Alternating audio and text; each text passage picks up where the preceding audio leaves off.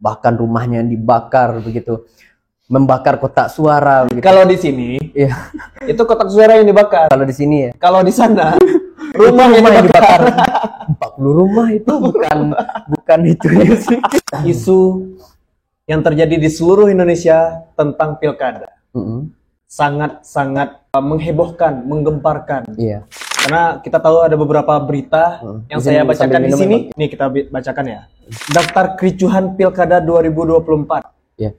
Kotak suara dibakar hingga Kapolres terkena panah. Terus yang terakhir di tempat kita sendiri juga terjadi ini. Ini beritanya di sini teman-teman, saya baca. Kotak suara dibakar di Kota Sungai Penuh. Kota Sungai Penuh. Ya.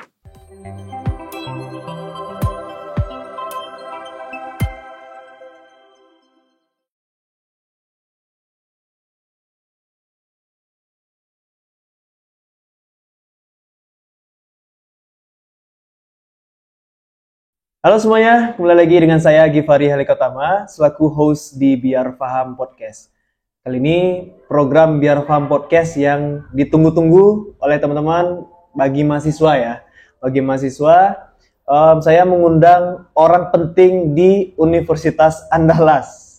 Itu ada Pak Pres ya sebenarnya ya. Pres Fikri Hidayat SH. Yap. Demisioner Presma BEM NM Fakultas Hukum Unan di tahun 2023-2024. Dan kemarin tadi kan sempat briefing tuh. Sempat briefing udah tamat? Ya, udah tamat, Bang. Pendidikannya apa? Alhamdulillah kemarin dengan pujian. Dengan pujian ya. Iya. Belum nyampe cum laude, tapi enggak apa-apa. Yang penting Dengan pujian itu cum laude. Ya. oh dengan pujian cum laude. Iya. Oh, saya nggak tahu nih. Dengan pujian sama dengan cum laude. Iya. Tamat tepat waktu nggak? Biasanya kalau mahasiswa nih tamatnya Di waktu luar- yang tepat gitu. Ada istilah itu. Di waktu yang tepat. Oke, di waktu yang tepat atau tepat waktu? Alhamdulillah di waktu yang tepat. Alhamdulillah di waktu yang tepat ya. Oke. Dan juga tadi sempat briefing sekalian kita promo walaupun belum ada bukunya.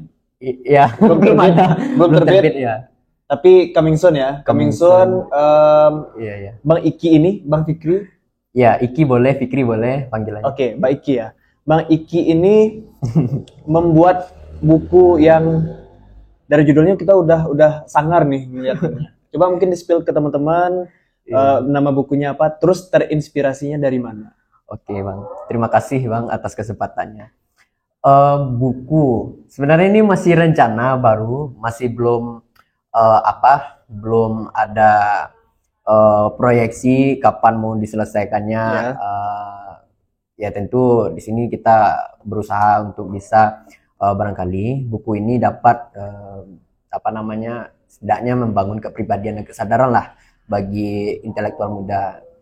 Ya, bukunya judulnya Transformasi Gerakan Intelektual Muda. Oke. Nah, jadi inspirasinya karena pengamatan sehari-hari.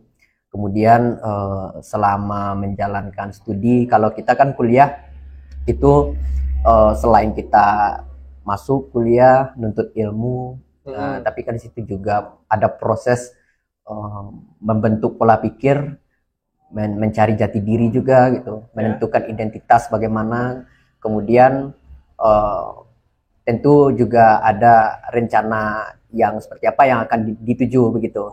Rencananya artinya cita-cita atau impiannya di masa depan seperti apa gitu. Dan apa yang harus dipersiapkan bagi kita dalam menghadapi realita dan juga kenyataan hidup yang ada di tengah-tengah masyarakat ini begitu. Nah, inspirasinya cukup sederhana seperti itu sih, Bang. Cuman di sini kan tentu kita perlu sama-sama untuk munculkan kembali rasa kepedulian, kebersamaan gitu, kekeluargaan antara kita sesama para intelektual muda. Kemudian di sini kan kita akan dihadapkan dengan era persaingan yang katanya ada bonus demografi, yang katanya nanti ada era kita saling bersaing gitu. Nah, jadi harapannya kita jangan sampai terjebak dalam arus era disrupsi ini atau di era yang tanpa batas ini. Nah, artinya era globalisasi yang berkembang begitu pesat dan cepat begitu.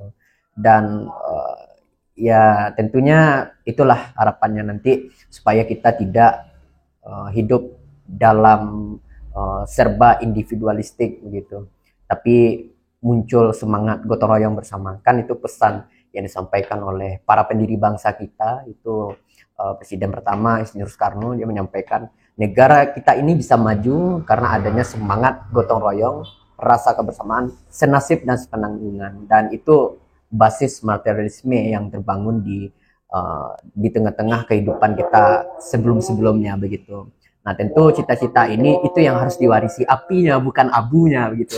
Kadang kan kita mewarisi abunya saja gitu, tapi maksudnya seperti apa? Ada ungkapan jangan sesekali melupakan sejarah. Justru dengan sejarah kita munculkan inovasi, pemikiran-pemikiran baru begitu.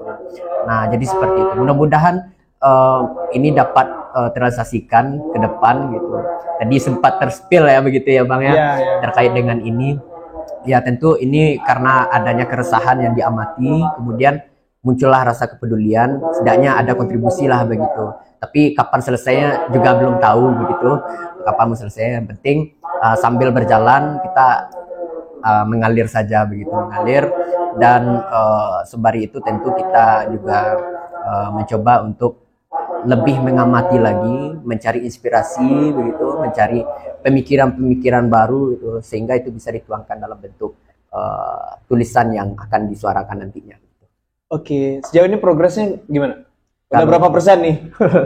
Progresnya masih kecil baru Bang, masih sekitaran bisa disebutkan 20% lah gitu. Masih 20% ya. Karena tapi idenya apa ya? Idenya udah kebayang jauh ya. Memang kesulitannya tentu kita perlu mencari sumber referensi, rekan berdiskusi, kemudian ada tinjauan sejawat begitu. Kemudian kita juga harus lebih adaptif dengan perkembangan yang terjadi, dan tentunya butuh waktu dan proses yang cukup lama begitu untuk bisa mengkonkretkan atau merampungkan itu semua begitu. Oke. Semoga ini launchingnya segera. Iya, amin Bang. Dan juga nanti kapan baru kita undang lagi nih di Biar Paham Podcast by Fori Creative Space. Iya, siap. Mau nanya, bisa dibilang aktivis lah ya, Bang Iki ini. Kok lebih nyaman manggilnya Pak Pres nih? Oh, Pak Pres, gitu ya? Iya, boleh. Boleh ya, boleh. Pak Pres hukum Unan. Sudah demisioner sebenarnya. Demisioner ya, nggak apa-apa. Pokoknya brandingnya Pak Pres aja. Gini, kenapa awalnya Pak Pres ini ingin mencalonkan diri di Presma hukumnya, di BEM hukum? Iya. Kan pasti ada alasan yang alasan alasan yang kepikiran gitu. Lah, gue pengen di sini nih, pengen jadi Presma. Kenapa? Alasannya kenapa? Iya. Ini sering juga biasanya ditanyakan Bang, sama teman-teman mahasiswa gitu. Kenapa sih pengen jadi Presma gitu? Tentu awal mulanya kita itu kan belum sepenuhnya punya niat, katakan seperti itu, belum mempunyai niat, tetapi di situ teman-teman juga punya kepercayaan gitu untuk memberikan mandat gitu. Ini kan konteksnya itu penyesuaian kehendak gitu, penyesuaian kehendak antara teman-teman mahasiswa hukum gitu dengan saya pribadi begitu. Jadi dia memiliki rasa kepercayaan, kemudian meminta gitu untuk bisa mencalonkan diri awal mulanya begitu. Tentu kita juga berkontestasi dalam hal itu, juga mirip kan, kita miniatur negara mirip dengan bagaimana proses pemilu di Indonesia begitu. Dan di situ setelah adanya penyesuaian kehendak, berbicara dan berdiskusi begitu, bahkan sama beberapa senior juga gitu kan. Dan banyak orang-orang yang meyakinkan cobalah gitu kan. Dan itu alasan pertama. Yang kedua, memang sedari kecil saya sudah sering gitu mengikuti organisasi begitu, dan tentu akan sia-sia saja begitu kalau misalnya tidak diaktualisasikan dan diaplikasikan. Setidaknya itu bisa memberikan dampak, memberikan energi baru begitu, dan turut terlibat begitu dalam memberikan pengaruh yang katakan itu besar begitu. Ya, karena di dalam organisasi pun terbiasa mengambil keputusan-keputusan kecil, keputusan-keputusan di dalam internal gitu. Dan ada juga istilahnya ada gium yang itu sering saya coba jadikan itu prinsip dan nilai gitu. Namanya ada gium itu Atmawira Natusum gitu. Aku dilahirkan sejak aku dilahirkan untuk hal-hal besar begitu. Jadi tentu di sini punya spirit, punya rasa cinta juga gitu untuk bisa berjuang gitu. Dan selain daripada itu, setelah yakin diri sendiri, kemudian ada orang lain yang meyakinkan, tentu di situ punyalah keresahan seperti apa yang akan yang telah diamati begitu. Tentu punya rasa kepedulian juga begitu. Dari resah mengantarkan kepedulian, dan dari kepedulian yang menentukan pilihan gitu, untuk menentukan pilihan, melangkahkan kaki dan mengayunkan tangan, kemudian memantapkan hati dan juga mematangkan karya. Bahwa suatu saat dengan adanya keresahan yang dimiliki, adanya rasa kepedulian, setidaknya ini akan memberikan kontribusi dan juga pengaruh gitu. Bukan hanya untuk diri pribadi, tetapi untuk lingkungan sekitar kita begitu. Jadi kalau katakan itu aktivis itu, kalau dalam organisasi itu bukan hanya untuk diri sendiri, tetapi untuk orang lain. Dia beraktivis untuk apa? Bukan hanya untuk diri sendiri saja, tapi untuk orang lain begitu. Tapi apakah aktivis itu punya kepentingan? Kadang orang bisa memframingkan bahwa aktivis itu punya kepentingan personal gitu. Nah, tanggapan dari Pak Pres gimana? Ya, kepentingan personal itu dikembalikan ke orangnya seperti apa. Dikembalikan ke orangnya. Artinya sah-sah saja. Sah-sah saja begitu. Itu tergantung dari sikap dan juga keberpihakan gitu. Tapi kan ada ungkapan yang disampaikan oleh Tan Malaka dulu kan, kalau biasanya mahasiswa ini sangat kenal sekali itu dengan Tan Malaka gitu kan. Sering menyebut-nyebutkan gitu. Inspirator anak-anak aktivis dan mahasiswa gitu ya. Sohogi gitu kan. Kemudian Tan Malaka yang sering disebutkan gitu kan. Cuman disebutkan aja tapi baca tidak gitu. Iya, sosok sotoy gitu ya. Sotoy gitu kan. Nah, tentu kita sering mendengar teman-teman itu menyebutkan itu nama Tan Malaka. Juga ada ungkapan-ungkapan yang mungkin didapatkan dari quote-quote di Google atau di mana begitu, atau didalilkan oleh siapa begitu kan. Kemudian dikutip lah bahwa idealisme itu adalah kemewahan tertinggi yang dimiliki oleh anak muda begitu. Nah, kenapa dikatakan mewah di situ? Nah, karena di situ kita masih muda, kita masih ideal gitu, memiliki cita-cita yang ideal, ingin memperjuangkan hal-hal yang ideal menurut kita gitu. Dan hal yang kita perjuangkan itulah yang nantinya akan menjadi kemewahan gitu. Itu maksud dari pikiran yang disampaikan oleh Tan Malaka gitu. Oh, ada pertanyaan gini, kalau orang tua bagaimana gitu? Bagaimana dengan orang tua? Ya, bagaimana kan udah tua gitu kan? Karena udah tua. Ya, mana lagi ideal begitu. Kalau orang tua kan sibuk mikirin anak, istri gitu kan. Oke, dia bisa saja ideal. Nah, itu tergantung sikap dan keberpihakannya juga begitu. Nah, makanya sedari muda kita selalu memikirkan hal-hal ideal, selalu memikirkan hal-hal yang positif gitu. Ingin bertampak, ingin kontribusi, mengambil keputusan yang baik. Nanti suatu saat ketika dia tua, dia akan mengambil keputusan yang itu baik pula gitu. Tapi kalau misalnya dia dari sekarang udah mengambil keputusan yang salah, misalnya kurang disiplin barangkali dalam menjalankan kesehariannya, kemudian mencoba menjatuhkan temannya begitu kan, kemudian mencari-cari alasan ketika ada pertemuan begitu kan. Kalau misalnya udah sering seperti itu dari sekarang, ya maka nanti kalau misalnya dia masuk ke ranah profesional atau ruang publik, ya maka dia akan seperti itu juga gitu. Karena kecenderungannya dari sekarang, apa yang ditanam itu yang dituai begitu. Betul. Nah, jadi memang kalau ingin mengubah Indonesia, maka ubahlah kampus gitu. Karena di kampus itu laboratorium pendidikan yang akan mencetak para lulusan sarjana. Artinya pengacara-pengacara akan dicetak oleh kampus. Gitu. Quotes laboratorium pendidikan pernah disampaikan dengan Presma BEM yang kemarin saya undang, BEM Unan ya, Firdaus gitu. Pernah sampaikan juga laboratorium pendidikan. Ini quotes yang menurut saya unik gitu. Menurut saya unik dikarenakan apa? Keren aja.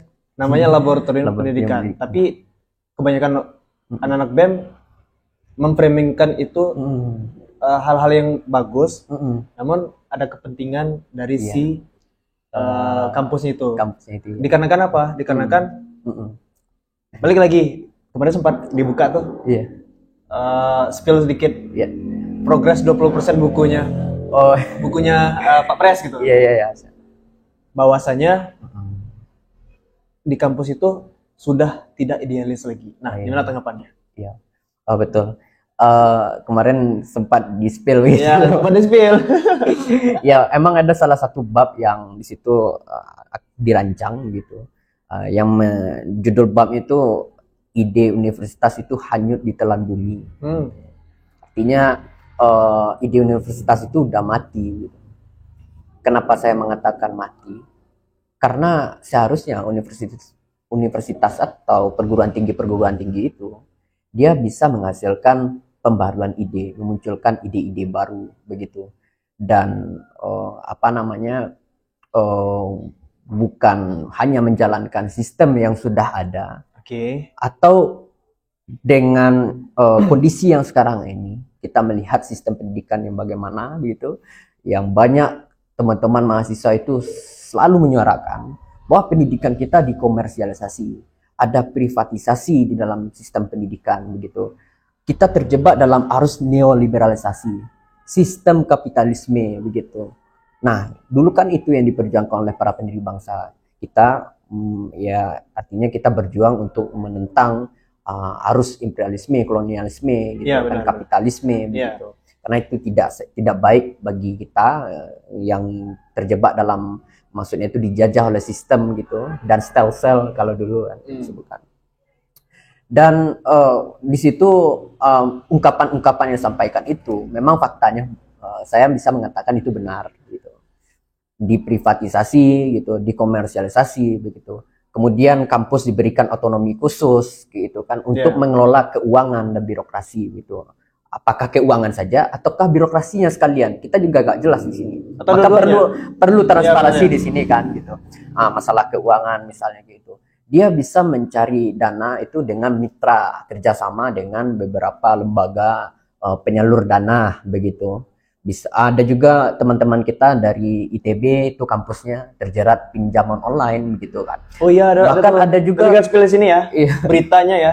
Oke. Bahkan ada beberapa universitas itu yang memang kampus itu mengarahkan mahasiswanya pinjam dulu kemana-mana, nanti dananya akan diremburs atau ditalangi atau bagaimana begitu kan. Iya benar. Nah tentu ini praktek-praktek yang buruk gitu. Artinya kurang rasa kepedulian untuk memperhatikan ukuran finansial atau ekonomi yang dimiliki oleh si mahasiswa tadi begitu.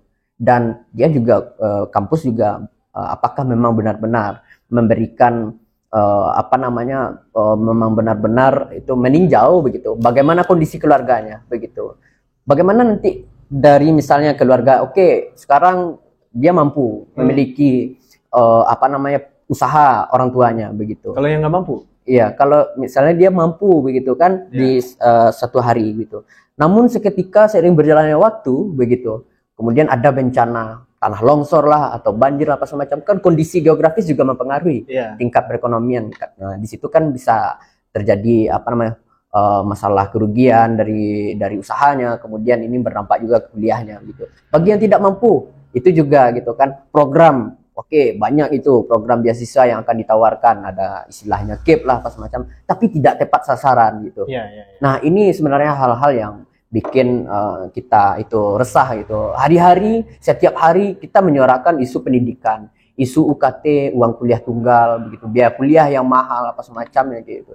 Nah perlu ada solusi alternatif dari kampus gitu kan untuk memikirkan hal ini semua gitu. Tapi apakah kampus punya beasiswa? Kampus, sebagian kampus ada juga yang memiliki beasiswa gitu kan. Seperti di UNAN itu, kalau di kampus UNAN itu punya dana abadi. Oke, dana abadi itu apa tuh? Dana abadi itu dana yang itu kemarin itu sempat di-spill juga di waktu wisuda. Ada dana abadi yang itu didapatkan oleh keluarga si mahasiswa begitu Kemudian ada juga alumni gitu, ada beberapa penyalur dana yang akan memberikan bantuan gitu. Kemudian dana itu akan dialokasikan untuk riset, penelitian dan pengembangan bagi dosen, kemudian untuk pembangunan infrastruktur yang ada di kampus begitu. Atau bisa jadi itu dana bisa dialokasikan untuk mahasiswa-mahasiswa yang terkendala biaya begitu, biaya kuliah begitu. Cuman hal ini yang menjadi cita-cita baik, mudah-mudahan ini cita-cita ideal dari kampus ini juga bisa terwujud dengan baik juga begitu. Karena itu program yang bisa dikatakan baru-baru mau dimulai gitu. Kemarin itu dananya udah sampai 31 berapa ya? 31 M kalau nggak salah gitu. Kalau di waktu wisuda kemarin sempat ditampilkan begitu. Bisa diperlihatkan ya pada saat wisuda ya? Iya. Dan setiap wisuda biasanya diperlihatkan? Iya, kalau dari rektorat kemarin itu menyampaikan ini akan disosialisasikan terus, akan diberikan akan diingatkan terus masalah ini gitu kan. Itu kemarin yang kita dengar terkait dengan dana tadi. Kemudian ini juga menjadi hal-hal yang baik begitu bagi teman-teman mahasiswa yang terkendala biaya begitu. Ya. Oke, kita potong ya. Harapannya semoga pendidikan yang ada di kampus tetap seidealis mungkin. Semoga mahasiswa-mahasiswinya bisa menuntut ilmu dan benar-benar framingnya itu laboratorium pendidikan. Iya. Bukannya sekedar komersil tadi ya. Iya, bukan sekedar. Kita lanjut ya. Pak Pres. Iya, siap. Sekarang ini isu yang terjadi di seluruh Indonesia tentang pilkada. Sangat-sangat menghebohkan, menggemparkan. Iya. Karena kita tahu ada beberapa berita yang saya bacakan di sini. Sambil minum nggak apa-apa? Nih kita bacakan ya. Nih, daftar kericuhan pilkada 2024. Kotak suara dibakar hingga Kapolres terkena panah. Jadi ada beberapa tempat. Kita bahas di sini ada kericuhan. Kericuhan mewarnai sejumlah wilayah saat pesta demokrasi perdana digelar serentak. Karena seluruh Indonesia di setiap daerah kabupaten, kota dan gubernurnya juga provinsi lagi melakukan proses pemilihan di tanggal 27 November kemarin. Nah, isu yang sontak terdengar udah dirangkum nih di beritanya. Bentrok pendukung, salah satunya yang pertama, bentrok pendukung di Musi Rawa Utara. Musi Rawa Utara ini kericuhan yang terjadi di Pilkada Musi, Sumatera Selatan. Seorang warga terluka di kepala akibat kejadian tersebut. Nah, terus yang kedua, ada nih bentrok pendukung di Papua Tengah. Bentrok pendukung pasangan calon kepala daerah juga terjadi di Distrik Mulia, Kabupaten Puncak Jaya, Papua Tengah. Akibat dari kerusuhan ini sebanyak 94 orang terluka dan 40 rumah terbakar. Jadi bukan kotak suara yang dibakar nih, rumah yang dibakar. Tuh, parah itu. Kejadian ini bermula ketika salah satu pendukung paslon dilaporkan membawa kabur kotak suara. Gitu. Iya. Aksi ini mengundang kemarahan dari pendukung paslon yang berujung saling serang. Sampai akhirnya perwira menengah polisi itu terluka. Insiden ini juga melukai Kapolres Mamberamo Tengah AKBP Rahman. Perwira menengah polisi ini terluka akibat terkena panah saat bersama anggota kepolisian. Jadi bukan hanya dibakar saja, tapi dipanah nih. Dipanah sama warga yang ada di sekitar sana. Terus yang terakhir, di tempat kita sendiri juga terjadi ini. Ini beritanya di sini teman-teman, saya baca. Kotak suara dibakar di Kota Sungai Penuh. Kota Sungai Penuh? Ya, ini daerah kita ya. Oh, itu masuk media itu? Masuk media. Itu dari? Viral se-Indonesia di merdeka.com. Ini kita baca nih di merdeka.com. Sementara itu, kerusuhan dan pembakaran yang terjadi di tempat pemungutan suara TPS di Kota Sungai Penuh, Jambi. Malu aja sih. Ada 10 masyarakat yang terlibat kerusuhan tersebut dan saat ini dalam pengejaran pihak kepolisian. Dan tadi sempat di-spill juga sama tim Polri Creative Space. Sudah ditangkap ya beberapa ya? Sudah ya? Oke. Diketahui dari 10 orang yang melakukan perusakan kotak suara hingga dibakar di TPS Kota Sungai Penuh, ada satu pelaku telah menyerahkan diri. Jadi satu pelaku nih udah menyerahkan diri. Oh, dengan harapan hukumannya itu diringankan. Gitu. Kita nggak tahu ya. Bisa jadi. Kita nggak tahu ya. Ya, lanjut aja. Oke, ada 5 TPS yang dirusak dan akan dilakukan PSU ulang. Iya. Nah, menurut tanggapan dari Pak Pres nih, Pres Hukum Unan, ya, dari ketiga berita ini, otomatis kita bisa menyimpulkan politik kita di sini itu tendensius. Iya. Nah, gimana tanggapan Pak Pres menanggapi hal seperti ini? Iya. Ricuh loh. Ricuh. Nah, gimana tuh? Apa namanya? Ini kondisi yang sangat memprihatinkan begitu. Yeah. Kita melihat pilkada yang beberapa kita tahu ya, seperti tadi ya, ada yang dipanah, bahkan rumahnya yang dibakar begitu. Membakar kotak suara begitu. Kalau di sini, Iya. itu kotak suara yang dibakar. Kalau di sini ya. Kalau di sana, rumah yang dibakar. 40 rumah itu bukan itu yang sedikit gitu kan. Gokil. Oke. Itu sangat memprihatinkan tentu. Misal kita fokuskan saja itu pembahasan di kayak kebetulan kan Kota Sungai Penuh gitu kan. Iya, Kota Sungai Penuh itu kan kita tahu ada pembakaran berapa kotak suara tadi disebutkan Berapa tadi? Nanti di spill aja 40 ya? 40 ya. 39 lupa. Oi. Dan itu tuh Coba. sangat apa namanya sangat buruk sekali begitu kita melihat memang fakta-fakta yang terjadi dalam keadaannya. Yang di Sungai Penuh. Iya. Yang di Sungai Penuh satu, kalau yang di Papua Iya. itu rumah yang dibakar. Oh, yang di Musi juga ada nih. Ya, kalau yang di Sungai Penuh satu kotak suara dibakar. Di lokasinya itu di Renah Kayu Embun, RKE, ya Kecamatan Pemuda ya. Iya. Dan di sana info yang saya dapatkan memang ada 2 TPS. Iya. Tapi itu tadi sinyalnya nggak ada. Memang nggak ada sinyal. Iya. Agak susah tuh. Kemarin sempat juga podcast dengan Ketua Bawaslu dan Ketua KPU. Di sana TPS yang paling jauh. Dan mereka juga wanti-wanti di sana bakal terjadi kerusuhan dan pengalihan isu gitu.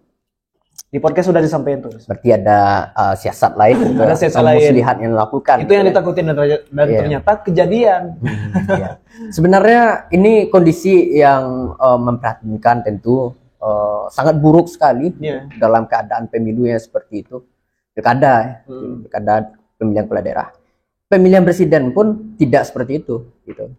Ini lebih heboh lagi pemilihan kepala daerah gitu kan. Iya ya, itu karena apa menurut Pak Pres? Ya, itu karena apa? Karena satu alasannya pasti. Apa tuh? Keserakahan. Ya kan?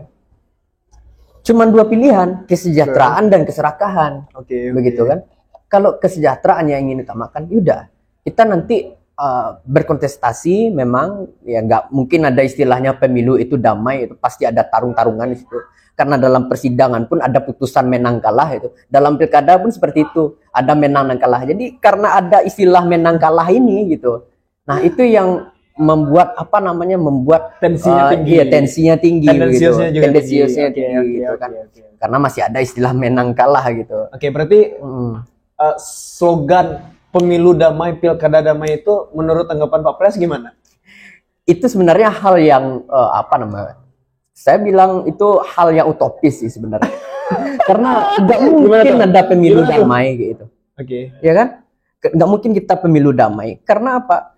Karena di dalam masyarakat kita itu masih ada juga orang-orang yang memiliki perbedaan kepentingan, keyakinan politik, pertarungan ideologis, ingin naik. Ada istilahnya 3 itu, harta, tahta, wanita. Iya, paling itu 3 itu, keinginan itu kan. Harta, tahta, pevita. Iya, wanita gitu. Harta, misalnya harta ini. Harta, gimana supaya kita bisa meningkatkan harta terus. Tahta, naik golongan, agar diakui keberadaannya di tengah masyarakat, begitu. Agar dihormati dan disegani, begitu. Kemudian sudah berada di Menara Gading, lupa menapak tanah, kan gitu. Lupa melihat bagaimana masyarakat, gitu kan. Kemudian, yang ketiga, wanita, misalnya istri saya ingin istri yang cantik, kemudian Udah punya istri ya misalnya misal ya. misalnya seperti itu ya, pasti oke. secara alamiah itu apa namanya kecenderungan-kecenderungan yang sering dilakukan oleh para apa ya gitu kan, para manusia inilah gitu kan. Nah, jadi apa namanya, balik lagi kita bicara terkait dengan apa pemilu yang kericuhan seperti itu tadi. Itu memang kondisinya sangat memprihatinkan, dan itu ini hal yang sangat buruk sekali.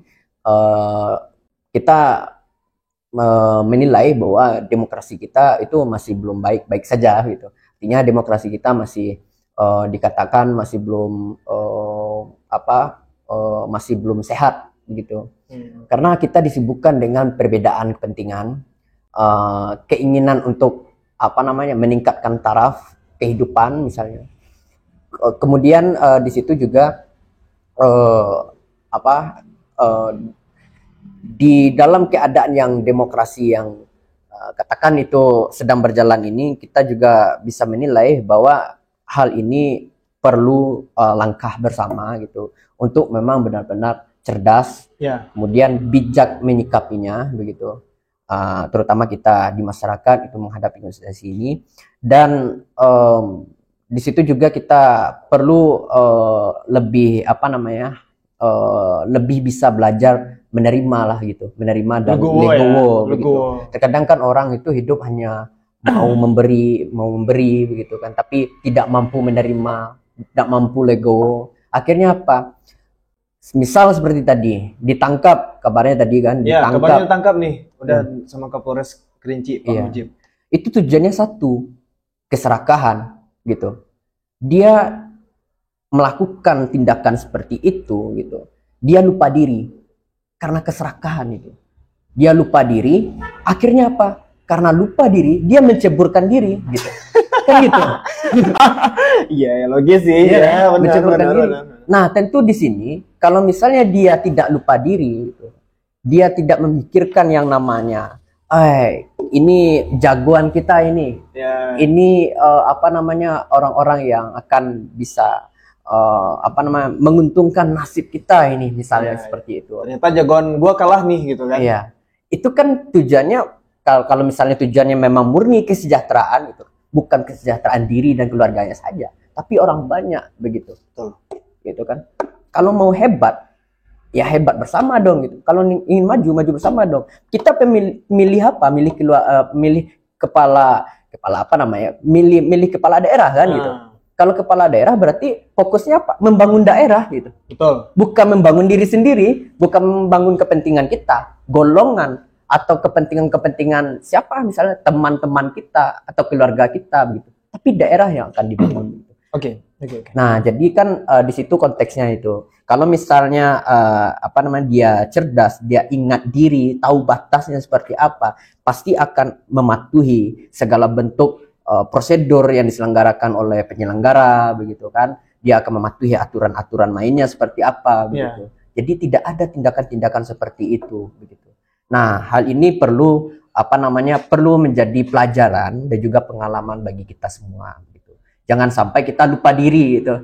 Karena jagoan kita masing-masing gitu kan. Nah, jangan sampai lupa diri. Kalau misalnya kita lupa diri, akhirnya menceburkan diri ke kepolisian gitu. Tangkap 6. Ya. Oke, kalau menurut saya pribadi, kejadian seperti ini tuh tentunya memprihatinkan. Dan juga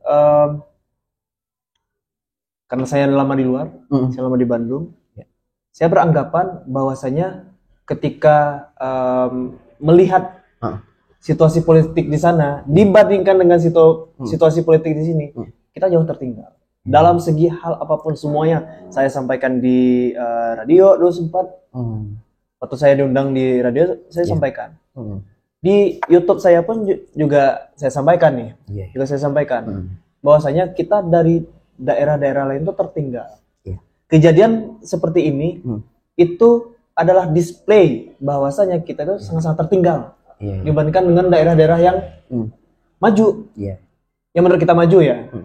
Kota-kota besar seperti Bandung, Jakarta dan sekitarnya. Mungkin Sumbar nggak ada ricu-ricu. Padang nggak santai-santai ya. Kenapa? Edukasi politiknya bagus. Nah, tanggapan dari Presma nih, Pak Pres. Iya. Gimana nih kita menyadarkan bahwa ke masyarakat ya, bahwasanya pendidikan politik itu dibutuhkan untuk tidak terjadi kerusuhan ini. Iya, iya. Gimana ya tanggapannya? Oke. Misal dalam konteks tadi lah gitu. Dalam konteks tadi. Ya, kita bicara konteks tadi. Pasti ada masyarakat kita yang itu memiliki pemikiran seperti ini. Dengan kasus ini, dengan kericuan yang terjadi, itu sebagian masyarakat ada yang bangga. Bangganya gimana?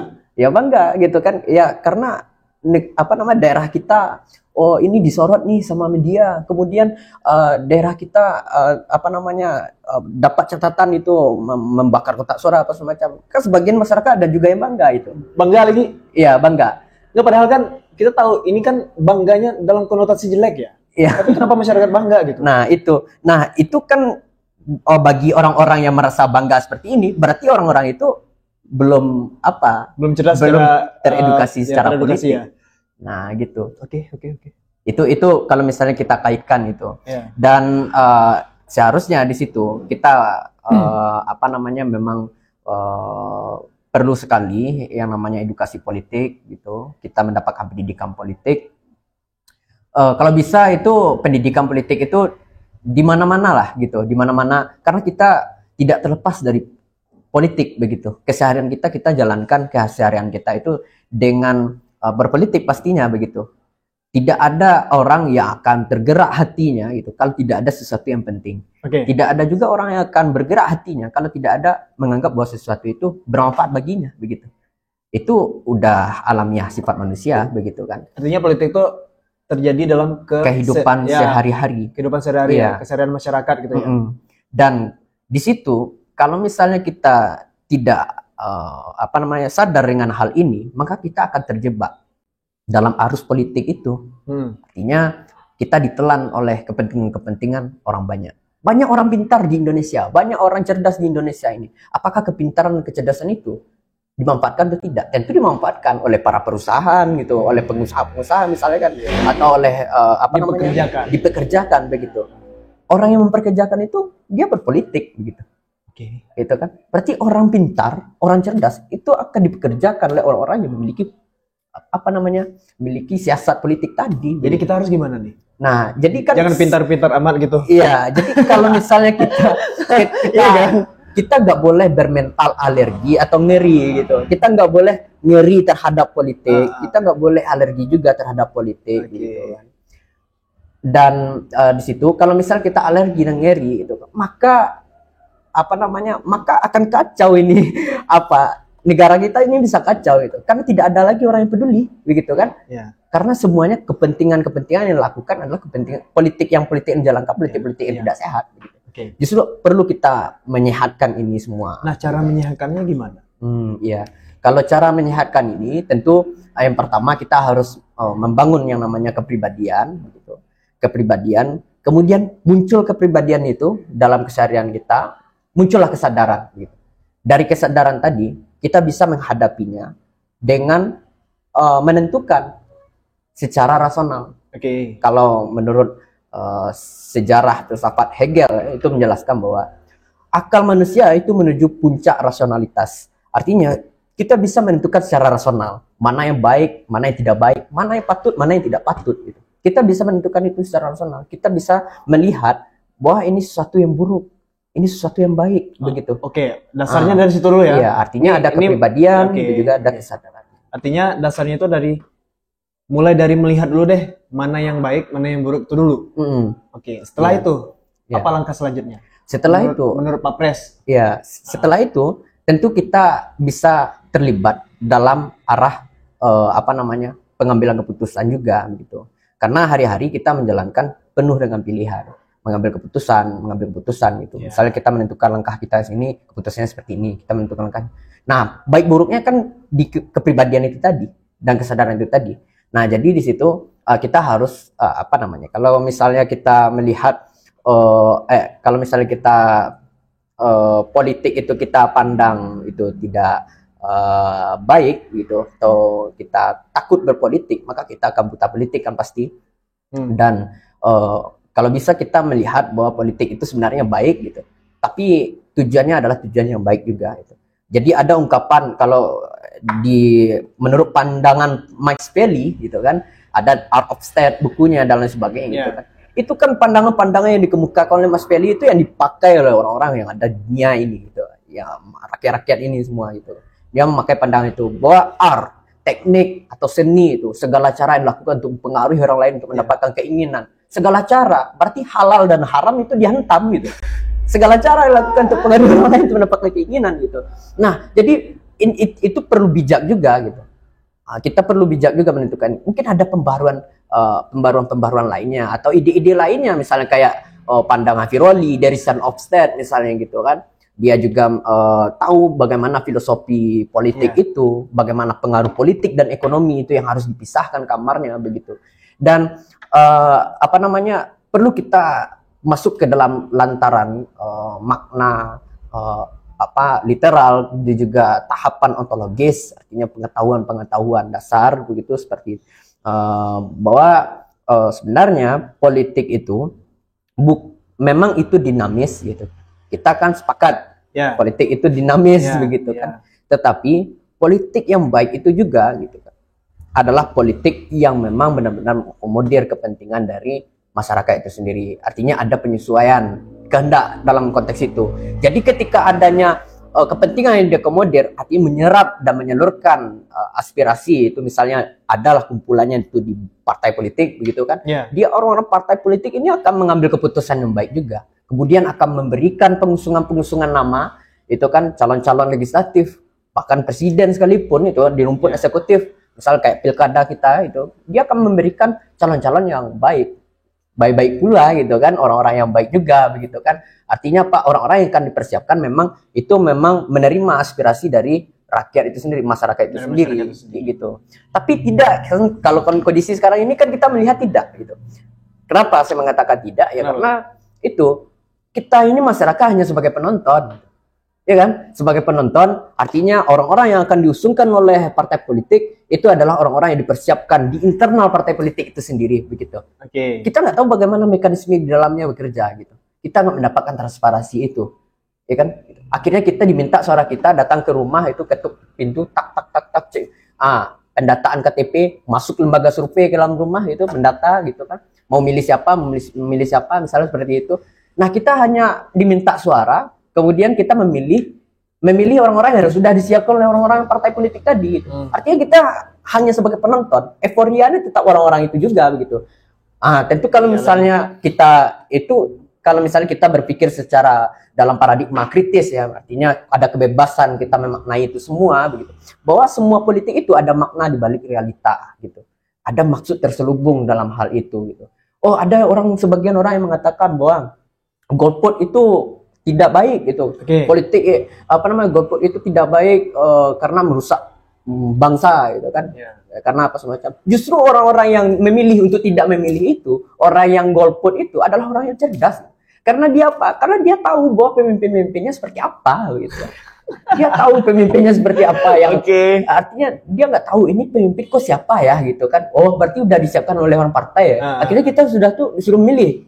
Begitu kan? Ya benar. Buat apa saya pilih? Saya nggak tahu bagaimana rekam jejaknya, hasil karyanya, bagaimana kebijakan-kebijakan yang sudah dia dilakukannya, kemudian karir pendidikannya seperti apa dan lain sebagainya begitu kan. Justru orang-orang yang memilih tidak memilih itu bisa dikatakan orang-orang yang cerdas juga begitu. Jadi sebagian orang kan ada juga kalau orang-orang kepentingan itu pasti mengatakan jangan tidak memilih ya itu, satu suara itu sangat berarti gitu kan. Betul. Nah, kalian itu harus memilih, kalau enggak memilih golput siap rusak ini bangsa begitu kan. Nah, ingat negara kita itu terbangun kalau menurut pandangan Dusko. Negara itu bisa terbangun itu karena adanya kesepakatan gitu. Adanya kemauan dari masyarakat itu sendiri. Ya, melalui proses BPU, PKI, PPKI, kan, sampai akhirnya terbentuk Indonesia Merdeka 17 Agustus 1945 gitu kan.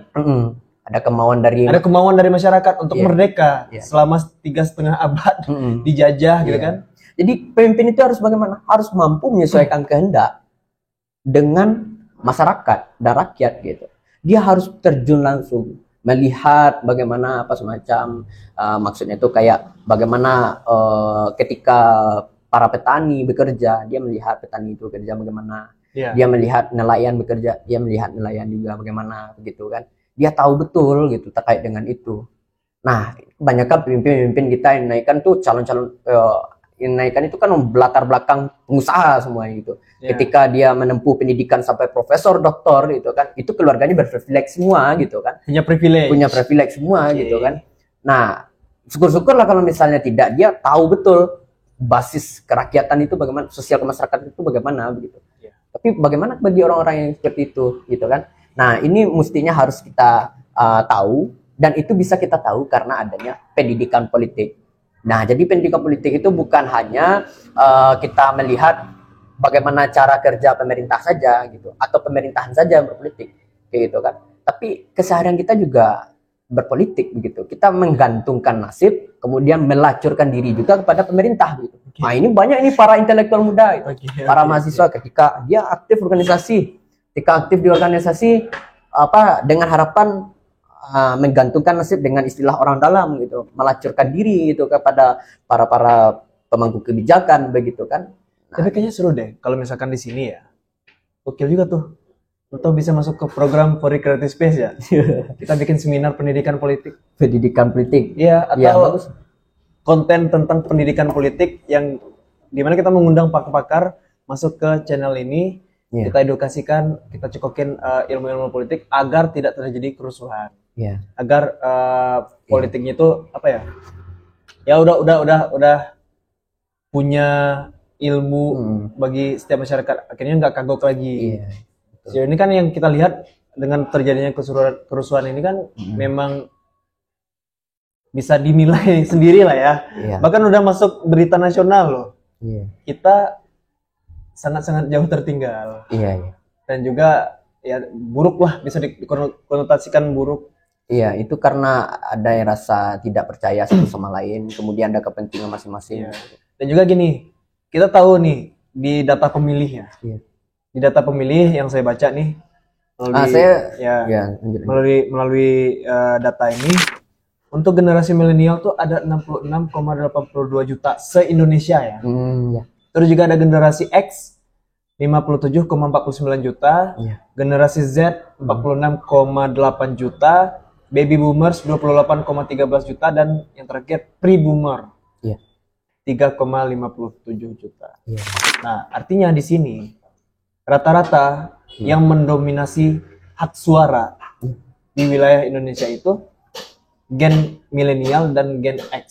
Iya. Dan juga yang keterlibatan di kontestasi pemilihan ini juga kebanyakan ya gen X. Iya.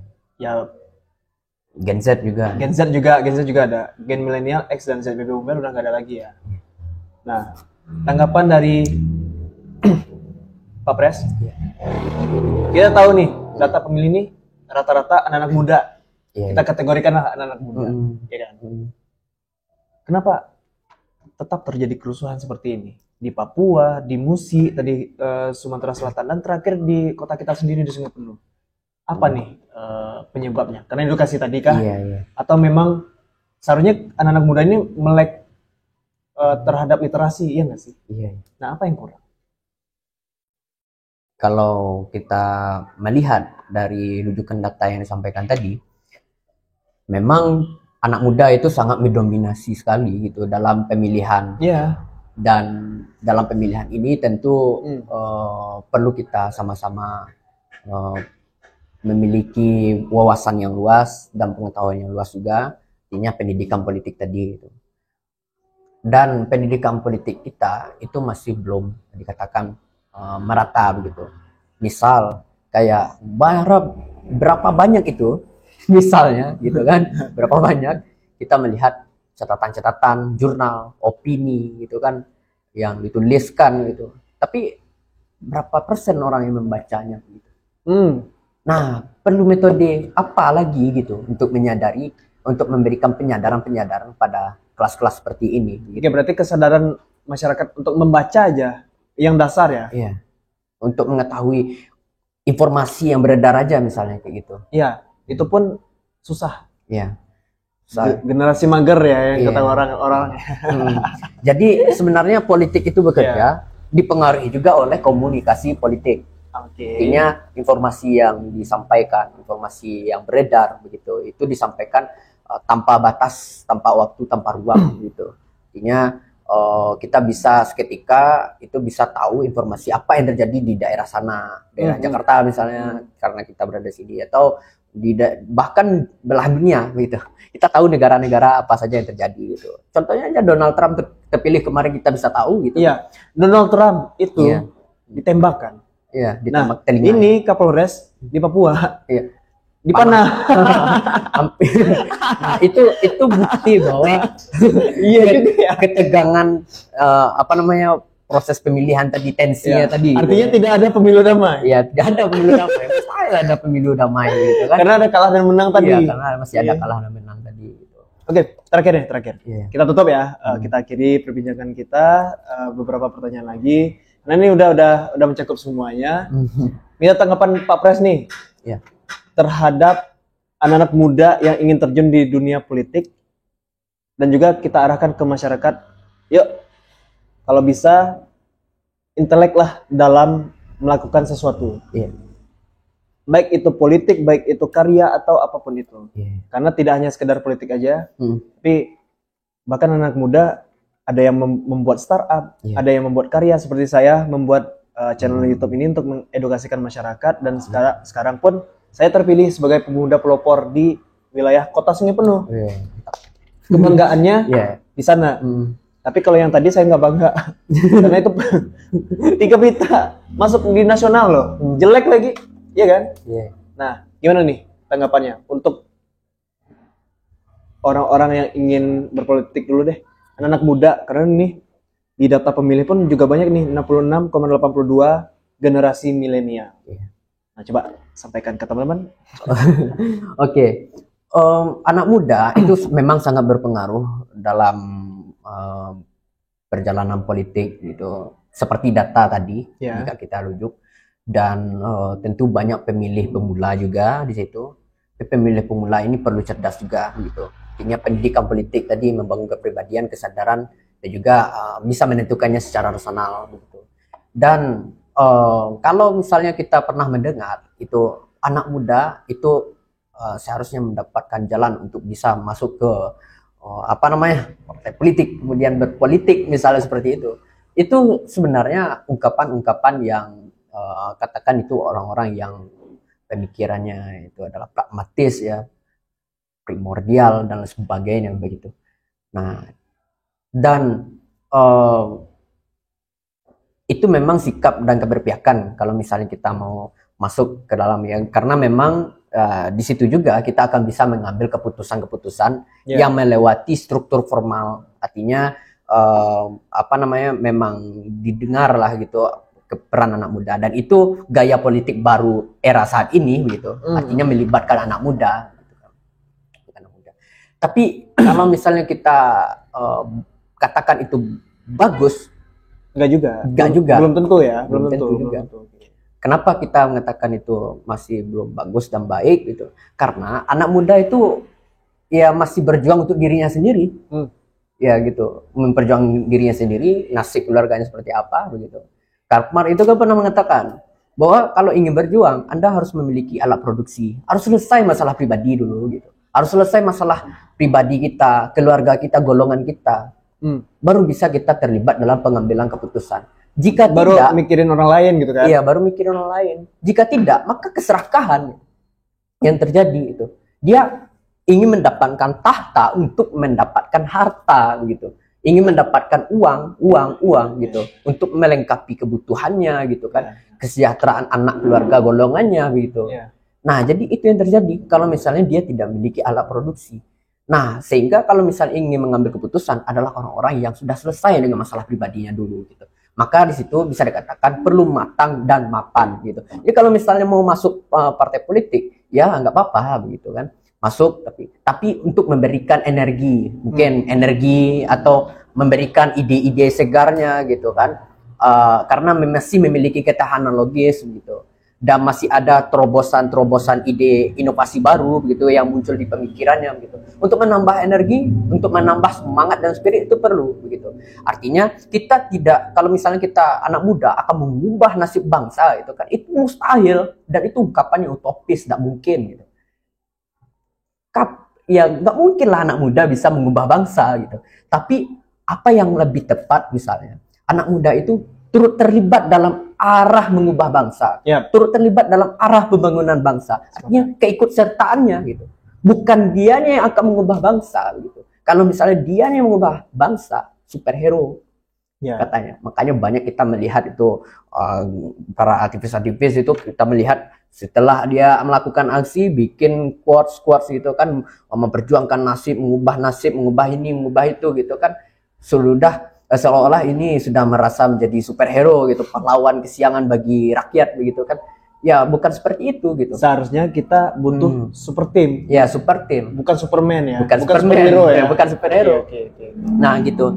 Jadi perlu di situ kita turut terlibat, keikutsertaan boleh gitu, menambah energi gitu. Fokus saja menambah uang saku aja dulu. Produksi tadi. Kita fokus saja dulu menambah mungkin usaha-usaha apa yang bisa dilakukannya gitu kan, atau jalan apa yang akan ditempuhnya begitu. Kalau sananya udah mapan, baru deh terjun ya. Terjun begitu. Tapi terkadang beda, Pak Pres. Iya. Terkadang orang mencari uangnya di sini. Iya, begitu. Nah, itu gimana tanggapan Pak Pres? Ya, gitu. Nah, sebenarnya itu kita belajarin dari masa dini ini. Maksudnya tuh selama kita masih muda. Kalau misalnya kita udah terbiasa mengambil keputusan-keputusan baik begitu kan. Artinya kita misalnya kita menjadi pimpinan organisasi. Jadi apalah misalnya kayak gitu. Dan kita punya loyalis misalnya atau punya teman-teman yang lainnya, ada keputusan. Kita mengambil keputusan, cobalah ambil keputusan baik, keputusan yang benar dan patut gitu kan, tanpa tidak mengambil keputusan yang itu tidak tepat atau salah begitu. Kalau misalnya kita udah terbiasa dengan hal itu, maka kita nanti ketika udah memang benar-benar terjun ke ranah profesional, melewati struktur formal atau masuk ke dalam ruang-ruang publik seperti itu gitu, maka kita akan terbiasa mengambil keputusan yang baik pula, yang benar pula gitu. Nah, maka dari sekarang itu kan tentukan sikapnya, tentukan keberpihakannya, lebih melek lagi sosial kemasyarakatan, isu-isu keadilan yang ketidakadilan struktural, kemiskinan struktural, isu-isu yang berkembang dan beredar gitu. Kita harus lebih sadar lagi dengan itu. Dan kalaupun kita sudah sadar, syukur-syukur gitu. Tapi bagi teman-teman kita belum sadar, makanya disampaikan gitu. Ya, makanya kita sampaikan. Dan yang terakhir nih, untuk intelektual muda ya, yang ingin berkontribusi tidak hanya di politik saja, tapi di karya apapun itu yang tujuannya ingin mensejahterakan masyarakat, personal dan masyarakat ya. Nah, ada tanggapan nggak? Tetap terus berkarya atau gimana? Iya. Kalau saya kutip beberapa kata-kata ya, barangkali ini mahasiswa dan juga para intelektual muda itu tahu. Ada kata-kata yang menarik dari Pramudia Anantatur. Dia menyampaikan gini. Kita sebagai generasi muda, anak muda gitu kan, memang dihadapkan dengan kenyataan gitu. Tapi kita tidak bisa menerima kenyataan. Gitu. Kita harus bergerak maju gitu. Arahnya gimana nih? Ya, bergerak maju. Arahnya mau kemana nih? Ya, bergerak maju gitu kan. Untuk bisa berdampak gitu, dan berbuat. Karena apa? Karena kita bukan dikatakan sebagai orang yang tidak pandai, kita bukan anak-anak muda sekarang, itu bukan orang-orang yang bodoh, orang-orang yang tidak mengerti, orang-orang yang tidak pandai gitu. Kita semua itu cukup pandai gitu. Kita semua itu cukup pintar, kita semua itu juga punya keahlian untuk berani menyatukan seluruh kekuatan angkatan muda gitu. Kemudian kita bisa bergerak maju gitu kan, untuk bisa bergerak, berdampak begitu. Ya, berdampak seperti apa? Menambahkan energi gitu, memberikan semangat, rasa cinta tadi gitu, peduli begitu, saling mengingatkan satu sama lain gitu. Nah, itu maksudnya gitu. Jadi selamat bergerak bagi kawan-kawan intelektual muda gitu. Dan kita berdua sama-sama bergerak ya. Mungkin Pak Pres, Bang Iki ya, bergerak di bidangnya masing-masing, di ranah hukum atau lah gimana, kita nggak tahu nanti situasi yang terjadi ke depan. Kalau saya bergeraknya di sini, membuat konten, membuat perusahaan media kreatif. Mana tahu nanti kita menyatu nih satu, sama-sama bergerak untuk kepentingan masyarakat. Harapannya seperti itu teman-teman. Sebelumnya terima kasih Pak Pres sudah hadir di Biar Paham Podcast by Fori Creative Space. Channel YouTube-nya ada di sini. Sebelumnya juga harapan kita ke depan semoga di pemilu ini pilkada yang terjadi di Kota Sungai Penuh. Setelah ini setelah ini ada PSU di tanggal 2 Desember tuh. Nah, semoga ke depan pada saat prosesnya diberikan kesehatan buat petugas. Karena ini kerja 2 kali ini. Walaupun gajinya nggak ada. Ya, gajinya cuma sekali doang nih di awal. Yang saya dapat info ya. Barusan saya dapat info dari KPU dan Bawaslu. Nggak dapat gajinya cuma sekali doang. Tetap diberikan kesehatan dan juga masanya jangan urus-urus lah. Ya, siapapun yang menang jangan bego gitu. Tetap harus kita belajar menerima dan lego. Ketika sudah dihadapkan dengan kondisi menang kalah, di situ kita balik lagi gitu, menyatu lagi. Kemudian kita satu bahu membahu dan bekerja sama untuk membangun ke arah yang lebih baik lagi. Dan siapapun wali kotanya, ya udah, itu pemimpin kita. Itu harus disupport juga. Harus disupport ya. Harus kita bilang itu kritik itu tidak baik begitu kan. Kritik itu baik sebenarnya untuk improve gitu, untuk mengubah agar lebih baik lagi gitu. Jadi kalau misalnya pemerintah siapapun nanti yang terpilih, itu harus siap dikritik juga. Tujuannya untuk bisa improve gitu, bisa lebih baik gitu. Dengarkan aspirasi bukan golongan-golongannya saja, tapi semua pihak begitu. Didengarkan aspirasinya. Saya akan kritik. Tapi kan itu tidak mungkin misalnya gitu kan, tidak mungkin ya, makanya dibuat mungkin. Gitu. Kalau tidak mungkin dibuat mungkin gitu. Satu lagi mungkin ini bisa juga diingatkan barangkali ke teman-teman yang lainnya. Jika hidup itu tidak ada masalah, berarti itu masalah. Coba itu dipikirkan nanti ya. Tapi kan ada slogan salah satu BUMN tuh, mengatasi masalah tanpa masalah. Oke, kita tutup ya. Kita tutup ya teman-teman. Thank you. Oke, siap.